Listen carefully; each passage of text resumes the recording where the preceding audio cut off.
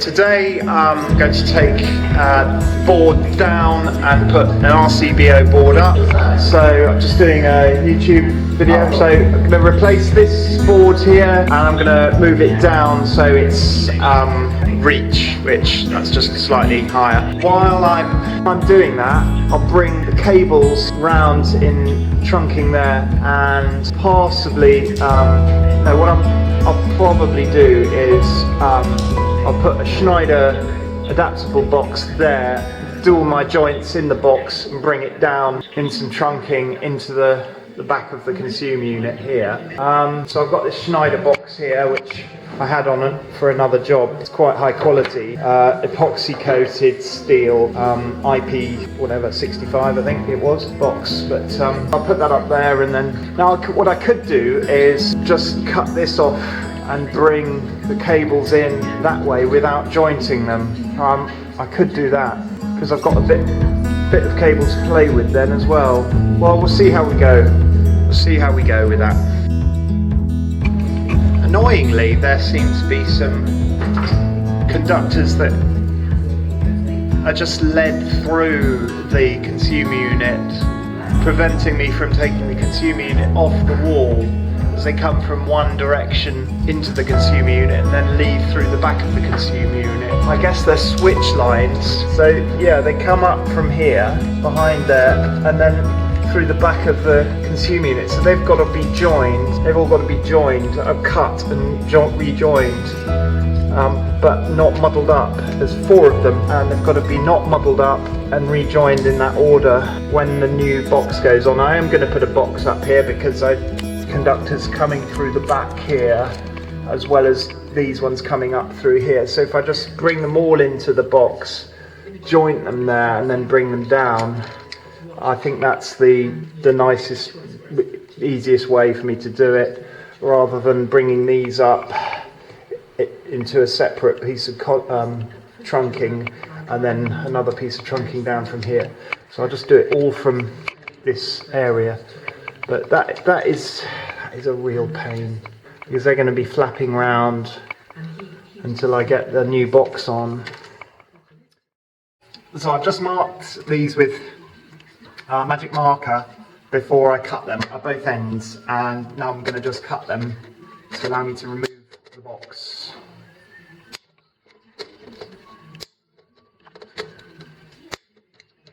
There we go. Unfortunately, they're going to have to be rejoined. Alright, there we are. Box is off, or the old consumer unit's off. Conduit comes in from this side here. Really nice steel conduit work here. And I have prepared the Schneider box, so all I've got to do now is file off the edges and put grommet strip round there. And there we are.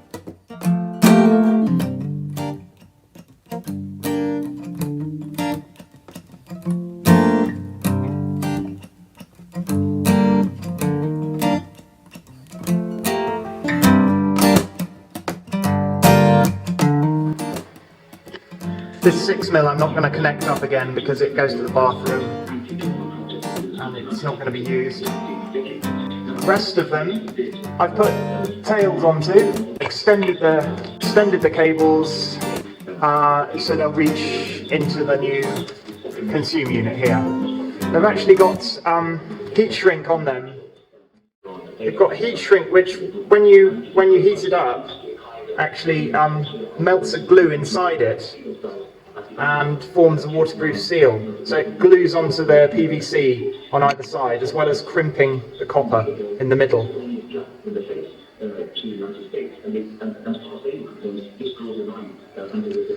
As for the main supply conductors, I have crimped them in the middle and applied heat shrink over the top or amalgamating tape, and then encased them in these enclosures just so that there's no chance of the crimp coming through the self-amalgamating tape and contacting another conductor. The problem here is they're singles in conduit, and I haven't been able to pair up the neutrals with a corresponding line. That only applies to this conduit though, so not sure what I'm going to do there. The rest is all self-explanatory. So now I'm going to start dressing the cables down into the distribution board space and labelling up.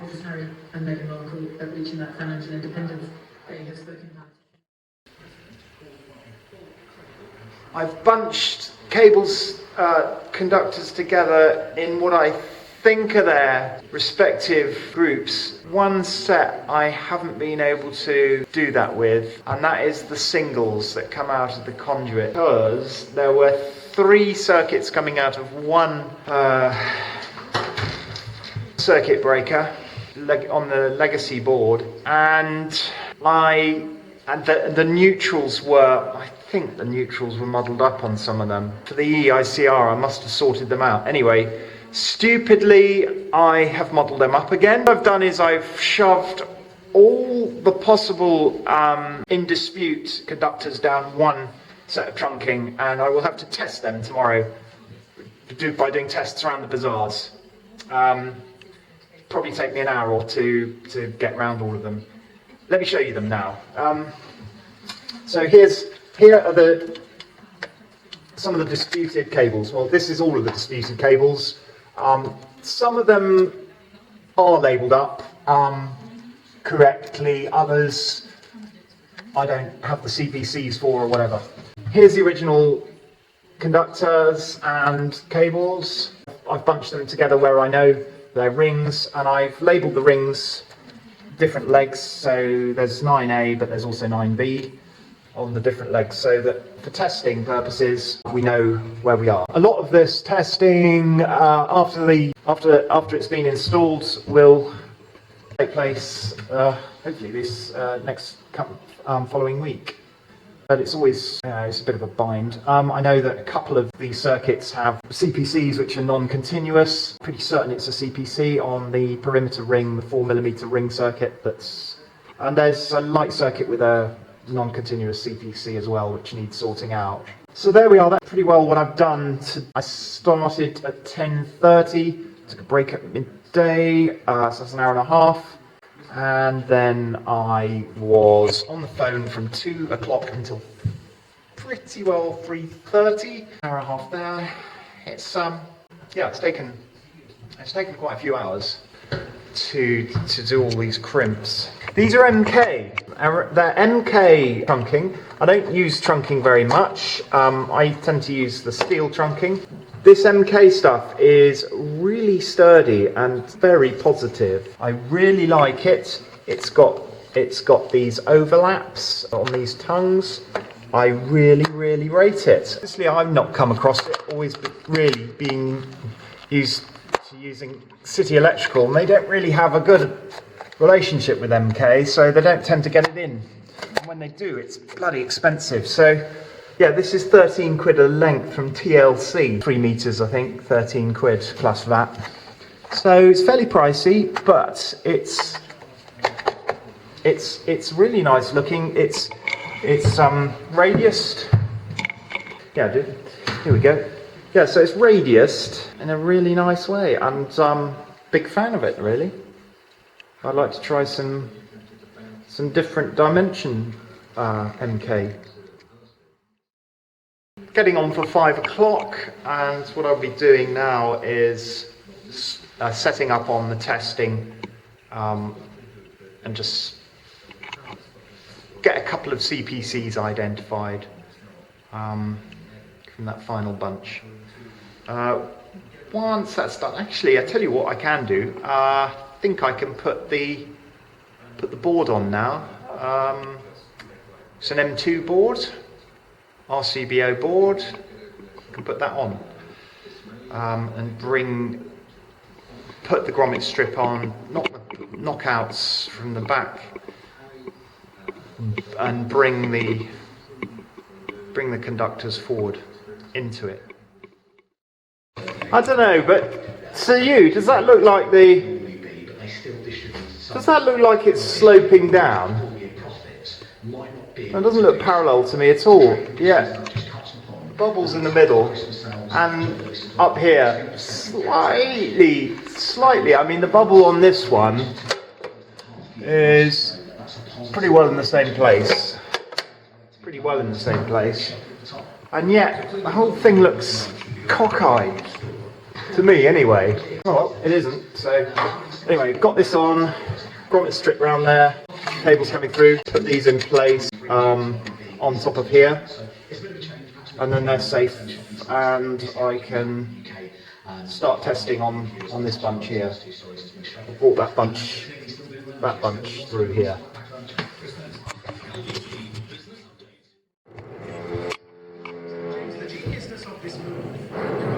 Well, I've spent a lot of time retesting the circuits for these lights you see above me in the foyer, what I call the foyer.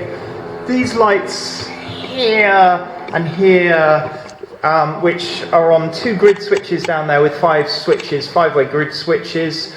Then this switch here for that light, those corridor lights, two grid switches there, both on separate sub-circuits of way 3 as it was. This light here, and it's taken me ages. I've retested them all, and they've all gone into that one RCBO. What do you think? Ugh. The reason being that it's number 3 here. Store staircase WC, staircase and foyer lights.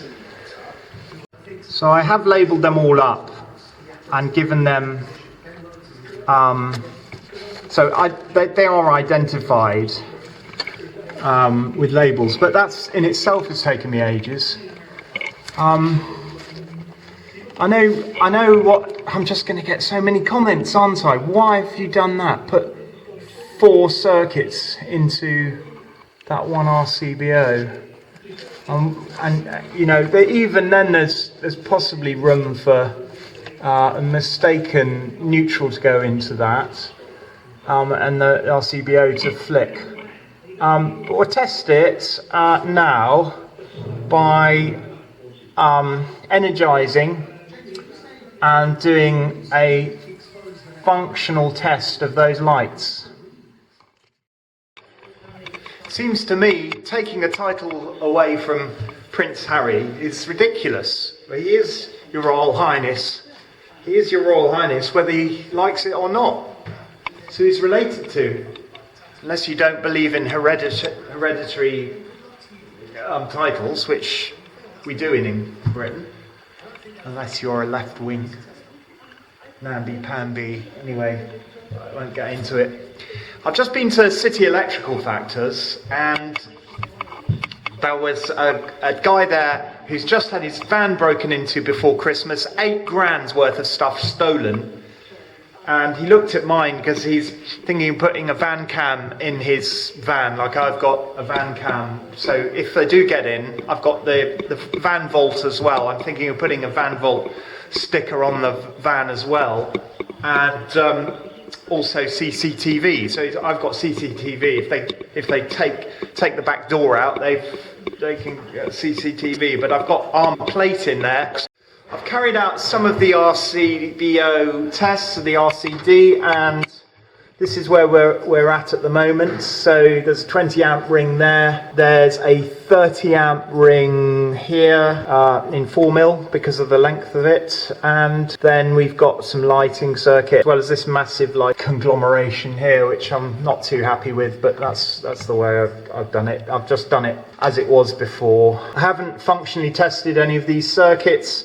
I happen to know one of them has got an CPC which is broken, so we'll have to go into that. Kind of as neat as I've been able to make it, all down in the right trunkings actually, so that some of them have had to sort of move around. It would have been better if they'd come through. You know, this one, for instance, the main earth conductor coming through there should have come through the back here instead of back here. A bit of a dog's dinner, but I have to.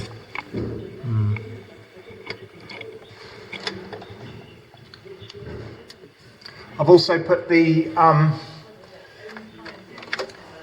bonding onto this box here, which has got to come through somewhere, and that's got to have a label on it, obviously. Well, I've tested all the RCBOs, all the testing's done.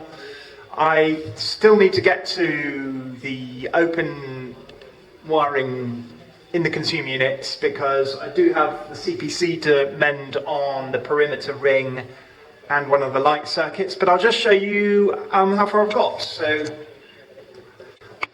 this is where we are now. So this is the end of the second day of testing and installation.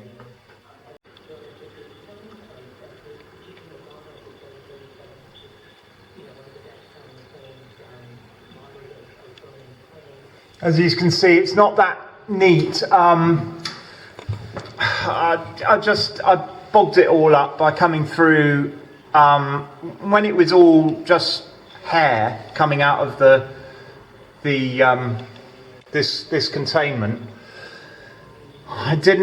Because I didn't know which was which till I'd labelled it. I came through some of the wrong portholes in the back of the. So I've had to go from one end to the other in some of them here like this, and yeah, some come through the wrong porthole at the back. I've found some weird anomalies that there's 2 or 3 CPCs which are all joined together in these back boxes, where the back boxes are served by more than one circuit, so I'm unable to tell which CPC is which. So I've got a load of CPCs here labelled 2, but also labelled common lighting CPC. I haven't been able to sort them out, so it is a compromise job really. I've got common CPC lighting CPCs that I haven't separated out. What else? Without spending a good number of more hours on it. I believe it's all safe, and it's all labelled up, so each conductor, you can tell what it does if you needed to take it all apart.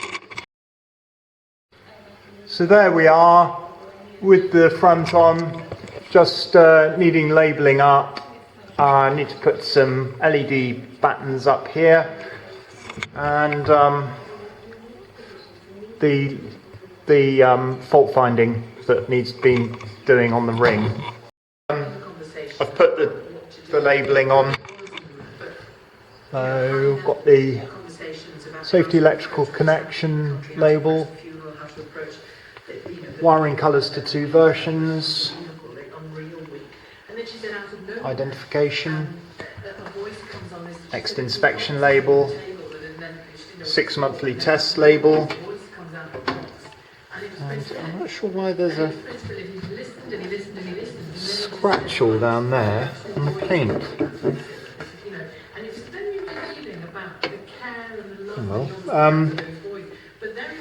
And all the circuits have been labelled as well.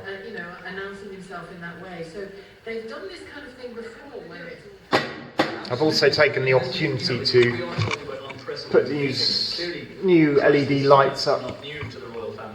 So we've got even more mess on the floor now. So the probation service came in and left a lot of mess too. Sort of torn up bits of wallpaper. Made a foul mess. Now I am testing this 4mm CPC here from a 4mm ring that is this one. The lower of the two here, this one, has connection to all the sockets along the perimeter wall. That's through that all the way along the wall, that eastern wall. So the brake, and I've tested this as well, so we haven't modelled up the CPCs. The brake is between that corner and the circuit board. And the way I know that is that I tested the impedance from this socket to the board on the CPC, and it was 1.9, and I went up to the extreme other end, right up there, and I tested the same impedance of the CPC on that one and got 1.5, giving a run of 4mm an impedance of 0.4 ohms between the two. So the connected leg goes to that end first, runs all the way along the perimeter wall to there, and then I lose it from there to the board. So my last attempt is going to be using the signal generator to see if I can find the brake in that leg.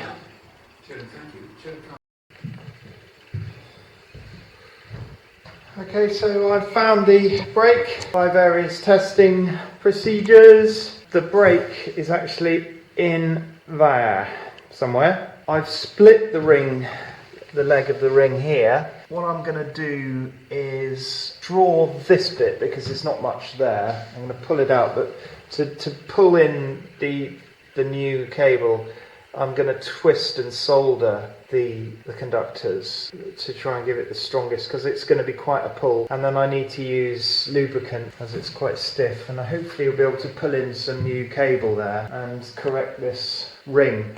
But that ring is the 4mm when it gets to the board. It's 4mm, but in here it's 2.5, so that needs adjusting on the inspection certificate, on the scheme of test results. So that's what I'll be getting on with, mending the ring there. I've got a broken CPC in this lamp here to do, but for now I'm out here in the hallway. I'm sick of these horrible lights, so I'm putting up a 58 watt LED, 5 foot up here. So I've got this, and I'm just going to put that up. I know it's not really a safety issue, but I've changed these lights, so I'm going to change this one as well. And there we go. Every single program on LBC today is about gambling. It's so boring. Gambling. I don't know how so many people can get so irritated about gambling. It was interesting yesterday when it was about Harry and Meghan. I've joined the new cable for the ring by twisting it and soldering it. I'll show you in a bit, and then I'm going to coat it in lubricant and hope I can pull it through.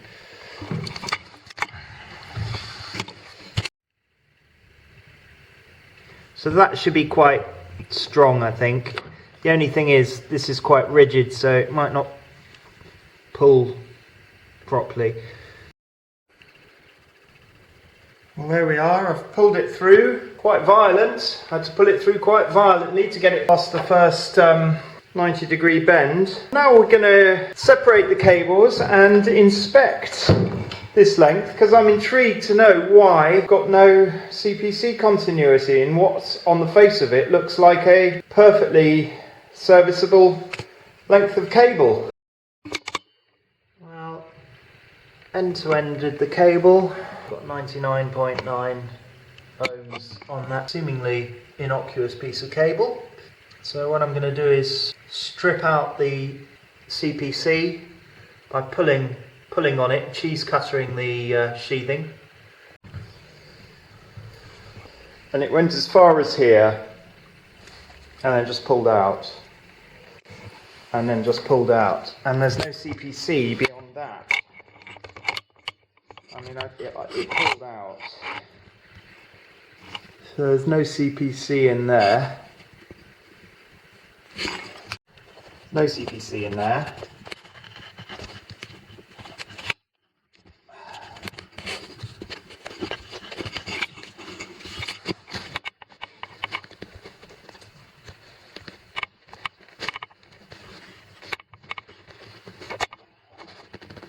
There it is, about 1.5 inches in. There's the CPC broken end. And the sheathing, but whether that's a manufacturing fault, it's got serrations on it. Why would it break anyway? Probably broken from when it was installed. There's no sign, as I say, on the sheath at all. I've nulled out my leads now, and I'm going to carry out the R2 reading. Got a horrible feeling. I always have a horrible feeling. And now let's see whether we've got an R2 reading. And we have 1 ohm for the R2. So now we need to do the little R1, little R2. I've got little R1, I've got little RN, so I need to just do my R1, R2s now. Yay, look! Haha! I'm on to the R1, R2s for this. How did I find out which was the long leg and which was the short leg? Well, without teaching anyone to suck eggs, obviously I tested between the closest socket in turn. So I tested between both legs in the box, the CPC, both legs of the neutral in the box, the line, and both legs of the line in the box. And then I got results of 1.71 and 1.14. So I can tell the long leg that goes up there is 1.74, the short leg is 1.14 in there. So that's the way I sorted them out. I just put all the high resistance on the right and all the low resistance on the left, so I know which are the opposite legs. So I've done the crossover, the R1, R2. It's just a question of unplugging these probes now and plugging in the tester, the socket tester part, which I think I've got in here already. And I go around to do the R1, R2s. Here we are.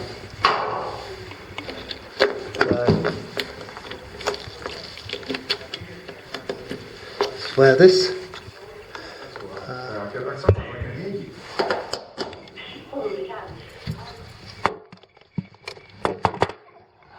0.43, 0.57, 0.54. Oh, there we go. I'm getting it down to, that's 0.47.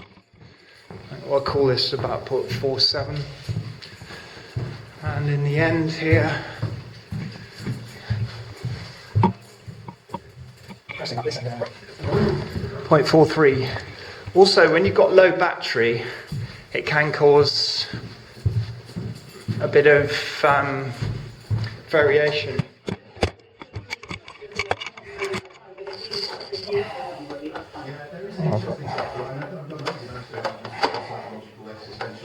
There we are, 0.47, so 5 O's. There we are, it's coming down, so 0.47. So we'll call the R1 R2 0.47. Right, so I'm looking for a ZS of about 0.15. I think little R1 is, can't remember what little R1 is. It's 1 ohm, is it? Little R1 is perimeter of the ring sockets. Little R1 is 0.7. Okay, so 0.7 plus little R2, 1.7 divided by 4. 16 divided by 4 is what is it? 0.4. So there we go. No, that is right. I'm expecting about 0.4, aren't I? So let's try over here. 0.32. I can't imagine feeling that my experience was in any way enhanced by coming away with a picture of my dinner. And oddly, with that particular dish, the first mouthful, temperature-wise, was pertinent. Getting it down your Yeah. as quickly as possible was pertinent. 0.39. Okay. Happy with that. Let's go up the other end of the joint and just check that we've got about 0.39 on there.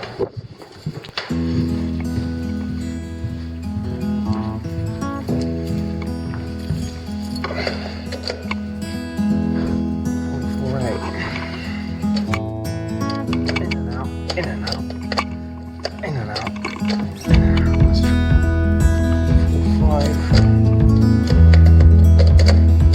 Next door one. 4.4. Well, it's about 0.03. That was a weird break. Anyway, a weird break, and it took a fair amount of tracking down. Fair amount.